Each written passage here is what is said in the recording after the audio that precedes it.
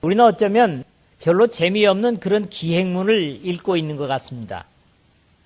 바울이 아시아에서 마게도냐와 아가야를 거쳐서 수로로 지금 예루살렘까지 올라가는 그 과정을 이렇게 21장까지 계속해서 보게 됩니다. 그런데 그냥 여행하는 그런 모습이 아니라, 물론 다른 기행문 같으면은 주변의 섬들이 어떻고 백사장이 어떻고 사람들이 어떻고 그런 얘기가 쓰여지지 않겠습니까? 일반적인 기행문이라고 하면. 그런데 이 바울 사도의 여행 속에서는 그런 것보다는 어떤 관계 속의 사랑의 관계, 그런 감정들의 표현을 우리가 이 말씀 속에서 본다고 하는 것입니다. 바울 일행의 예루살렘을 향한 여행은 계속되고 있지만 그 과정에서도 바울 사도를 아끼는 사람들은 예루살렘에서 있을 일을 내다보면서 예루살렘 여행을 자제할 것을 당부합니다. 그것도 성령의 일깨움을 받아서 미리 예언을 하고 있죠. 그러다 바울의 의지는 단호해서 자신이 예수 그리스도의 이름 때문이라면 죽음도 마다하지 않겠다고 하는 그런 결연한 의지를 밝히면서 어떤 일들이 자신의 앞에 가로놓인다고 할지라도 그것을 뚫고 가겠다고 선언을 합니다. 그래서 결국 옆에서 안타까움으로 권면하던 사람들은 하나님의 뜻에 맡기면서 그런 권면을 그만두는 그런 내용이 오늘 우리가 읽은 내용의 말씀입니다. 여행 속에서 여러 가지 우리가 얻을 것들이 있습니다. 그러나 서두에 말씀드렸던 대로 그런 어떤 관광을 목적한 여행이 아니라 지금 바울의 중심에는 예루살렘에 자기가 아시아와 온 마게도냐와 아가야의 성도들의 모은 연보를 가지고 올라가서 이방 교회들이 영적인 어머니 같은 이런 예루살렘 교회에 이런 사랑을 가지고 교제하기를 원한다고 하는, 그것을 나누고자 하는 그런 마음 때문에 바울의 눈에는 아마 다른 것들은 들어오지 않았던 것 같습니다. 그래서 한마디쯤 바로 곳으로 갔다. 곳이라고 하는 데가 어떤 곳이다, 이렇게 언급할 것도 같은데 그런 얘기들을 전혀 접어두고 오로지 그 만남의 사실 속에, 물론 이것은 바울이 기록한 것이 아니라 누가가 기록했다고 하는 데서 누가의 신앙적인 안목을 표현한다고 해도 과언이 아닐 것입니다. 오늘도 이 말씀을 한 세 가지로 나눠 생각을 하겠습니다. 첫째로는 어디에서나 십자가의 감격으로 인한 교제의 아름다움이 이루어짐을 보는 겁니다. 비록 여행 중에 있을지라도 믿음의 사람들은 만나면 즐겁고 헤어지기 안타까운 그런 모습을 우리가 본다고 하는 것이죠.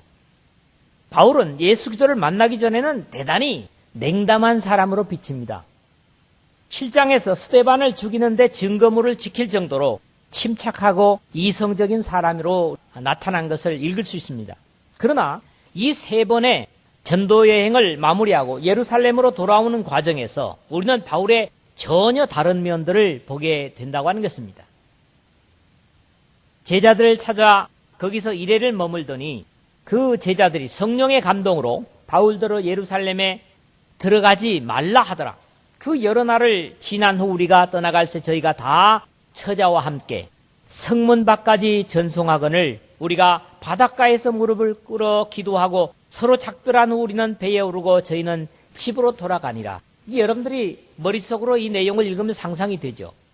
일주일 동안 아쉬운 교제를 나누고 그것이 너무 모자라서 떠나는 바울을 전송하고 있고, 그리고 바울은 그들을 위해서 기도하고 그런 어떤 아름다운 모습을 본다고 하는 것입니다. 어쩔 수 없는 이별이지만 이렇게 이별이 참으로 안타까울 수 있는 그런 충분한 사랑의 교제를 우리가 여기서 느낀다고 하는 것이죠.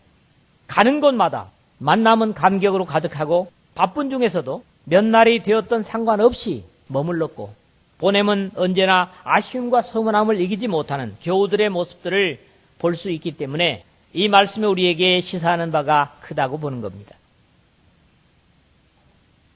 두로로부터 수로를 다 행하여 돌레마이에 이르러 형제들에게 안부를 묻고 그들과 함께 하루를 있다가 이튿날 떠나 가이사랴에 이르러 7 중 하나인 전도자 빌립의 집에 들어가서 유하니라.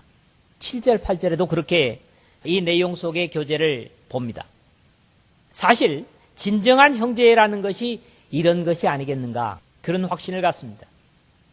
한 아버지의 자녀됨과 하나 되게 하시는 감격, 그리고 같은 생각을 나눈다고 하는 것은 믿음 안에서 가장 분명할 수 있는 것을 봅니다. 육신의 혈연의 형제일지라도 생각이 다르면 참으로 끈끈한 그런 애정을 나누지 못하는 것들을 봅니다. 사실 이 마지막 시대에 육신의 형제들조차도 너무나 이기적이고 이속을 챙기는 모습 때문에 마음을 상하게 하는, 그래서 불신자들은 가정대에 보면 명절 때나 서로 만나가지고 행복한 것이 아니라 마음 아프게 헤어지는 그런 모습으로 우리는 너무나 비근하게 보고 있기 때문입니다. 이런 안타까움 때문에 영혼 속에서의 형제됨은 사상과 지향하는 목표가 같다는 데서 참으로 바울과 그의 사람들과 같이 아름다운 교제를 주님 오실 때까지 지켜가야만 하는 것이 이 교회라고 하는 것입니다. 우리가 이 교회에 속해 있기 때문이라고 하는 그 이유보다는 서로의 어떤 인간의 관계 속에 끈끈한 그런 그리스도의 사랑의 피가 흐르는 그런 관계로 지속해야 될 관계가 바로 우리 성도라고 하는 아름다운 하늘에 속한 이름들의 관계라고 하는 것을 여러분들이 잊지 마시기를 바랍니다. 베드로 사도도 같은 권면을 주고 있습니다. 너희가 진리를 순종함으로 너희 영혼을 깨끗하게 하여 거짓이 없이 형제를 사랑하기에 이르렀으니 마음으로 뜨겁게 피차 사랑하라. 베드로전서 1장 22절에 그렇게 당부를 하고 있습니다. 두로에서 일주일간을 머무는 이유가 짐을 풀기 위해서였습니다. 그러므로 바울 일행이 타고 가는 배가 크루즈 여객선이 아니라 짐을 많이 싣고 다니는 배였다고 하는 것을 우리가 짐작할 수가 있습니다. 두로에서 배에 짐을 내리는 시간을 사용해서 일주일을 그곳의 성도들과 만나고, 그러고도 헤어짐이 안타까워서 뱃머리까지 바울을 전송하고, 바울은 그들을 위해서 기꺼이 바닷가에서 축복의 기도를 함께 올리는 모습은 이권이 없이 참된 사랑을 보는 데서 감격이 되고 있습니다. 우리 모두가 같은 십자가의 피로 형제가 되었다면 오늘도 이래야 된다고 확신하지 않습니까? 자기 혈연의 관계가 아니지만 예수님의 피로 맺은 형제라고 하는 것 때문에 바울과 성도들의 관계를 이 두로에서 만남 속에서 우리가 확인하게 된다고 하는 것입니다. 바울의 편지마다 이러한 애정은 넘치고 표현에 결코 인색하지 않습니다. 그러므로 나의 사랑하고 사모하는 형제들, 나의 기쁨이요 멸류관 아닌 사랑하는 자들아, 이와 같이 주 안에서 서라. 빌립보서 4장 1절에 말씀하는데, 여기 보니까 수식을 아주 수없이 합니다. 한 절인데 나의 사랑하고 그것도 모자라서 사모하는 형제들, 기쁨이요 멸류관 아닌 사랑하는 자들아, 이렇게 계속해서 사랑을 강조하는 것을 봅니다. 물론 바울이 남다른 애정을 빌립보 교회에 가지고 있다고 하는 것은 우리가 능히 아는 사실입니다만은, 우리가 이렇게 사랑의 표현이 모자랄 정도로 서로 위하고 사랑할 수 있는 그런 끈끈한 관계를 주님 오실 때까지 지속을 해 가야 되지 않겠느냐는 것입니다. 예수님께서 부활 후에 마리아에게 이런 말씀하셨죠. 너는 내 형제에게 가서, 너의 형제를 얘기하는 게 아니라 예수님께서 직접 얘기합니다. 내 형제에게 가서 이르되 내가 나의 아버지 곧 너의 아버지 내 하나님 곧 너희 하나님께로 올라간다 하라. 요한복음 20장 17절 하반절에서 하신 말씀은 이러한 맥락에서 우리가 이해할 수가 있습니다. 사랑은 의무 이상으로 의무를 넘어서야 합니다. 그런데 짐짓 사랑이라고 하는 것이 의무라는 말로 전락하는 그런 모습을 우리의 관계 속에서 너무나 많이 봅니다. 그런데 물론 사랑은 의무를 포함하는 것이지만 의무를 넘어설 수 있는 그런 사랑이어야 된다는 거지요. 우리가 서로 한 주간 동안을 보지 못하면 같은 안타까움을 가질 수 있어야 정상입니다. 그래야 형제라고 하지 않겠습니까? 오늘 우리가 읽고 있는 이 말씀은 주님의 당부로 우리가 들으십시다. 너희도 이와 같이 사랑하라 하는 우리 교회를 향한 주님의 음성으로 들을 수 있는 저와 여러분 되시기를 주의 이름으로 부탁을 드립니다. 두 번째로는 오늘 4절 그리고 10절에서 11절의 말씀을 중심으로 해서 어떤 과정 속에서도 우리의 앞길을 숨기지 아니하시는, 그리고 미래를 감추지 아니하시는 그런 성령의 역사를 봅니다. 4절에 보면 제자들을 찾아 거기서 이래를 머물더니 그 제자들이 성령의 감동으로 바울들어 예루살렘에 들어가지 말라 하더라. 이게 바로 성령의 감동으로 예루살렘에 들어가지 말라 그랬어요. 10절 11절에도 보면 여러 날이 있더니 한 선지자 아가보라 하는 이가 유대로부터 내려와 우리에게 와서 바울의 띠를 가져다가 자기 수족을 잡아매고 말하기를 성령이 말씀하시되 예루살렘에서 유대인들이 이같이 이 띠 임자를 결박하여 이방인의 손에 넘겨주리라 하거늘 그랬다고요. 여기서 역시 성령이 말씀하시되 이렇게 바울이 지금 예루살렘의 큰 뜻을 가지고 하나님의 사랑을 확인하고자 가는데 어째 성령께서 가는 것들을 장애하는 것 같은 그런 모습으로 이 말씀이 우리에게 비춰지고 있다는 겁니다. 바울은 에베소 아데미 신전의 은세공들이 소란 중에 경기장에서 데모를 할 때 경기장에 들어가지 말라는 주변 사람들의 의견을 받아들였습니다. 이 사실은 앞에 19장 30절에서 31절에 볼 수가 있어요. 경기장에 들어가지 마세요. 근데 거기서 어땠습니까? 그 말을 그대로 받아들였습니다. 그것은 적어도 성령의 음성이라고 하는 것도 없어요. 그런데 여기는 성령이 지금 당신을 이렇게 할 거다. 이런 말씀을 지금 듣고 있다는 데서 경우가 다름을 봅니다. 바울이 예루살렘에 올라가서 어떤 일이 있을 것을 이미 주님께서 아시고 그것을 다른 사람들을 통해서 바울에게 일러주십니다. 하나님은 과거건 현재건 미래건 모두를 현재로 보시는 분이십니다. 그래서 하나님은 전지하신 분이다. 모르심이 없다. 모든 것을 아시는 분이다. 여기 서 있는 저를 비롯해서 여러분들의 삶을 과거로부터 나서부터 죽을 때까지의 모든 것을 현재로 보시는 분이라고 하는 것을 우리가 인정할 수밖에 없습니다. 그러나 궁금한 것은 예루살렘으로 올라가고 있는 바울에게 왜 부정적인 사실을 구태여 알게 하시는가 하는 것입니다. 지금 큰 뜻을 품고 예루살렘으로 가고 있는데 왜 성령께서 이런 것을 낱낱이 알려주실까? 어찌 보면 이러한 성령의 권고로 바울이 가려는 길을 저들이 권면하는 대로 포기할 수도 있을 것임에도 그것을 공지하고 계시는가 하는 겁니다. 하나님은 이미 바울이 어떤 장애에도 불구하고 이 일을 실천할 사람이라는 것조차도 아셨기 때문에 만약에 이런 옆 사람들의 권면을 통해서 바울이 가던 길을 중단했다면 모르겠는데 바울이라고 하는 사람의 마음과 계획과 삶을 하나님은 이미 다 알고 계셨기 때문에 어떻게 보면 주변의 사람들에게도 이런 강화를 주기 위한 그런 의도도 이 말씀은 있다고 봅니다. 때로는 우리도 마찬가지라고 봅니다. 엄연히 앞에 부정적인 장애가 있음에도 그 일을 지속해야 하는 이유가 있기 때문입니다. 다니엘이 자신이 왕의 금지 명령, 즉 왕 외에 30일 동안 어떤 신에게라도 어떤 부탁을 하면 굶주린 사자굴에 집어넣을 것이라고 하는 금지령이 선포된 후에 전에 하던 대로 하루 3번씩 예루살렘 쪽 창문을 열고 기도하는 것을 빌미로 자신을 함정에 넣으리라는 것도 다니엘은 알았을 것입니다. 그렇기 때문에 당연히 있을 어떤 형벌을 각오하면서 다니엘은 그 일을 과감하게 지속합니다. 우리 같으면 늘 그런 생각을 해봅니다. 이 30일 동안만 창문 안 열어놓고 기도하면 어때요? 전에 하던 대로 하지 말고 문 닫아놓고 하나님 형편을 알아주세요. 그럴 듯도 한데 다니엘은 그러지 않았다는 거예요.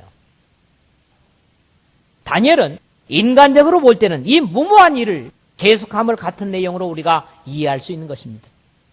다니엘은 자기가 죽더라도 하나님의 뜻에 맡긴다면 그것이 영광이 된다고 확신했기 때문이에요. 그렇기 때문에 결국 다니엘은 그 예상했던 추이를 따라서 결국 사자굴에 던져지지만은 하나님은 하나님 앞에 충성하려고 하는 다니엘 앞에 사자들의 입을 이미 봉하고 그리고 그 일을 통해서 오히려 엄청난 영광을 하나님께 돌리는 것을 보는 겁니다. 이런 이유에서 하나님은 일꾼들이나 성도들, 바울과 같은 담대함이 있어야 한다고 당부하는 겁니다. 하나님은 절대로 밀실에서 일을 추진하시는 분이 아니십니다. 모든 되어질 일들을 만천하에 드러내놓고 일하십니다. 그것을 우리는 뭐라고 합니까? 계시라 그러죠. 이게 만천하에 드러내놓고 일을 하심에도 불구하고 그것을 보고 이해하는 사람이 있는가 하면 오히려 이해하지 못하고 비웃는 사람이 더 다수라고 하는 것입니다. 그것이 국가의 일이든지 개인의 일이든지 마찬가지입니다. 우리는 어떤 몸이 안 좋은 부분을 가지고 되게 고민합니다. 그게 완전히 검증이 나기까지는 야 이거 뭐 암이 아닌가 이거 혹시 3기 4기 된 거 아닌가 이게 굉장히 불안해하죠. 그런데 하나님은 만약에 우리가 위궤양 정도를 가지고 그러고 있다면 아마 하늘에서 보시고 웃으실 것입니다. 야 이 녀석아.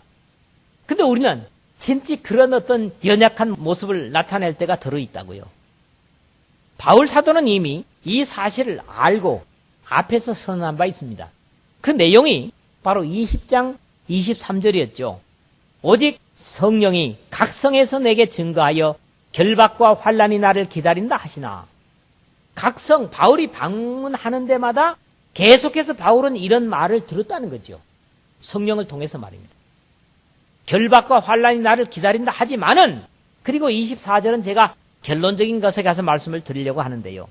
두로의 제자들이나 또는 아가보라고 하는 유대에서 내려온 선지자뿐만 아니라 바울이 들리는 각성에서마다 같은 경고를 받았다는 사실을 바울은 앞에서 이미 말씀을 하고 있습니다. 그럼에도 하나님은 왜 바울의 발목을 잡는 이 일을 성령을 통해서 계속 말씀하시고 계시는가 하는 것이 궁금합니다.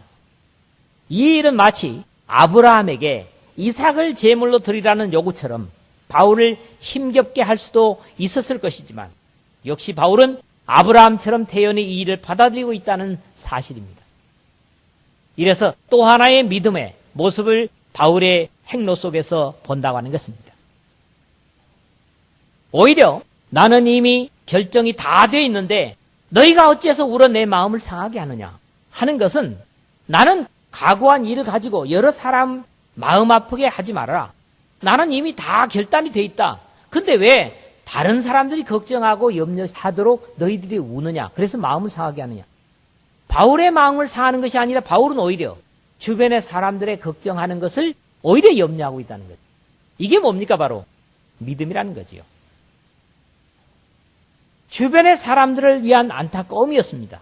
주님은 우리의 미래와 자세를 모두 아십니다. 우리 앞에 어떤 어려움과 환난이 있을 수도 있다고 말씀하시는 이유는 지속적으로 우리를 그 만날 일들에 대처할 수 있도록 단련시키시기 위해서 우리에게 이런 것을 예지하고 미리서 공지하시는 그런 모습을 보는 겁니다. 그렇기 때문에 믿음의 사람들은 계속 우리의 믿음의 행로 속에서 인간으로서는 겪을 수 없는 여러 가지 험로를 지날 수 있습니다. 어려움을 당할 수 있습니다. 그것을 지속적으로 성경은 우리에게 가르쳐주고 있거든요. 이것은 바울의 앞길만이 아니라 믿음으로 살려고 하는 우리들에게도 꼭 같은 당부입니다. 여러분, 이 세상에 가면 갈수록 바른 믿음으로 살려고 하는 사람들은 어렵습니다. 편하지 않습니다, 여러분. 편안하게 천국길 가도록 우리를 버려두지 않습니다. 그렇기 때문에 우리가 환난과 어려움을 당하면은 어련히 이런 일이 있을 것을 우리는 알았다. 이렇게 확신을 함으로써 거기에 대처할 힘을 키우게 하기 위해서 하나님은 어떤 경우에 우리의 앞길에 장애처럼 보이는 것들을 놓는다는 거지요. 그러나 그것이 우리의 절대적인 신앙의 목표를 바꿀 수는 없다고 하는 것이 바울이 우리에게 가르쳐주는 교훈입니다. 여러분 모두도 신앙에 어떤 세상적인 장애가 있다면 그것이 나로 하여금 더욱 믿음을 키우기 위한 하나님의 사랑의 준비라고 확신하시고 그런 위기와 환난을 믿음으로 잘 바울처럼 소화하는 여러분 모두가 되시기를 주의 이름으로 부탁을 드립니다. 세 번째로는 물론 두 번째 말씀과 연관된 얘기입니다만은 이런 성령께서 일깨워 주시기를 예루살렘에 올라가면 환난과 핍박이 기다린다. 계속해서 들리는 성마다 그렇게 얘기를 해줬는데 그럼에도 불구하고 바울은 과정과 결과를 이미 헤아리고 있었다는 거죠. 그 얘기는 다른 말로 각오하고 있었다는 얘기입니다. 여러분들은 여러분의 인생에 있어서 믿음으로 오는 시련과 환난을 각오하고 계십니까? 아니면 그냥 주님께서 내 앞길을 만사형통으로 이끌어 주실 것이다라고만 생각하십니까? 아닙니다. 바울처럼 이렇게 앞길이 순탄치 않다고 하는 각오를 할 수 있어야 된다는 거죠. 그래야 비로소 우리가 때묻지 않은 영광을 하나님으로부터 받을 수가 있을 것이라는 겁니다. 우리가 그 말을 듣고 그곳 사람들로 더불어 바울에게 예루살렘으로 올라가지 말라 권하니 바울이 대답하되 너희가 어찌하여 울어 내 마음을 상하게 하느냐. 나는 주 예수의 이름을 위하여 결박받을 뿐 아니라 예루살렘에서 죽을 것도 각오하였노라. 보세요. 바울은 이미 예루살렘에서 묶이는 정도가 아니라 결국 환난과 고통을 당할 뿐만 아니라 죽는 것도 각오했다는 거예요. 그만큼 하나님께서 자기에게 주신 이 사명이 귀중하죠. 이방인들과 유대인들의 가장 완벽한 믿음 안에서 조화를 위해서 바울은 지금 올라가고 있는 것이기 때문이죠. 바울 사도는 이미 에베소 교회의 장로들 앞에서 자신의 신앙적 결단을 고백한 바 있습니다. 20장 24절이었죠. 나의 달려갈 길과 주 예수께 받은 사명 곧 하나님의 은혜의 복음 증거하는 일을 마치려 하면은 나의 생명을 조금도 귀한 것으로 여기지 아니하노라.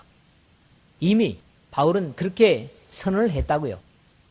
하나님께서 나에게 주신 사명의 일을 감당하기 위해서는 내 생명을 조금도 귀한 것으로 여기지 않는다.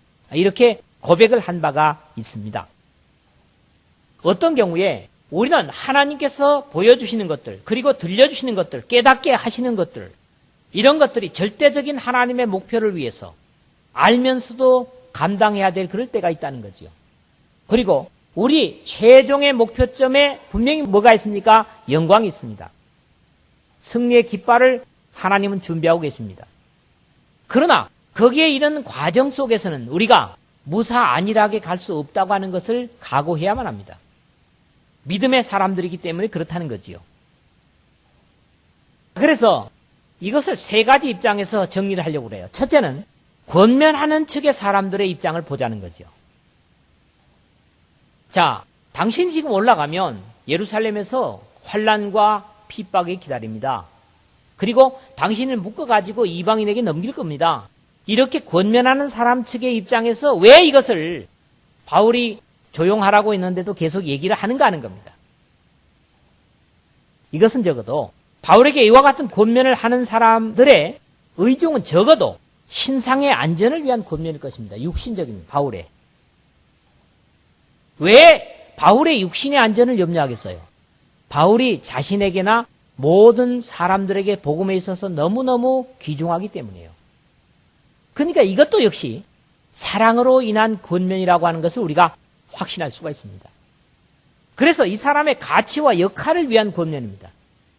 바울이 이방 교회를 비롯해서 베드로보다도 어떻게 보면 당시의 로마 시대 속에서 너무나 귀중한 역할을 하고 있다고요. 그러니까 이 사람이 만약에 없어진다면 이 교회 속에 얼마나 손해가 오겠는가, 이런 얘기죠. 그래서 결국 이것은 지상의 교회를 위한 권면입니다. 당신이 그래도 살아있어야 에베소를 비롯해서 마케도냐, 아가야의 교회들이 다 당신의 말씀을 통해 힘을 얻고, 그런데 왜 구태에 가서 죽으려고 하십니까? 그러니까 이들의 권면은 결국 사랑의 우려에서 나온 권면이었다. 이걸 보는 것이고요. 두 번째, 바울의 입장에서는 뭐냐는 겁니다. 바울의 입장에서는 하나님을 위한 판단을 하는 겁니다. 적어도 십자가를 유용하게 하기 위한 판단입니다. 바로 십자가가 온 인류를 구원하고 그 십자가를 전하는 것이 귀중한데 그 십자가를 증거하기 위해서는 자기가 죽어도 좋다는 거죠. 그래서 결국 온 인류의 하나님께서 마련하신 구원의 도구인 십자가를 유용하게 하기 위한, 더 유용하게 하기 위한 그런 희생적인 고백이 바울의 생각 속에서는 있는 것이고요. 그 다음에 두 번째는 온 인류를 구원하기 위한 판단이라는 거죠. 내 한 몸 죽어서 예루살렘에 죽어도 좋다. 그러나 이 복음이 예루살렘과 온 이방인 세계와 더불어 힘을 모아가지고 하나님 앞에 더 유용한 역할을 한다면 얼마나 좋겠는가. 온 인류가 구원했는데 기여하지 않겠는가 하는 것이고, 그 다음에 바울의 입장에서 이것의 세 번째는 뭐냐 하니까 개인에게 있어서 미래의 영원한 약속을 확신하는 판단입니다. 무슨 얘기냐 하니까 내가 이렇게 예루살렘에 올라가 죽어도 하나님은 나에게 영광의 면류관을 씌워줄 거다. 이 확신이에요. 우리가 보이지 않는 하나님의 약속을 보는 것 같이 할 수 있다면 이 얘기가 히브리서 믿음의 장에 나오죠. 하나님의 약속하신 것을 우리가 눈으로 볼 수 있다면 아마 우리 육신에 아낄 것이 없을 것입니다. 그런데 바울은 이걸 이미 보고 있었다는 거지요. 그렇기 때문에 이러한 자세로서 그들의 마음을 오히려 아프게 하는 것을 안타까워하고 있는 것을 보는 겁니다.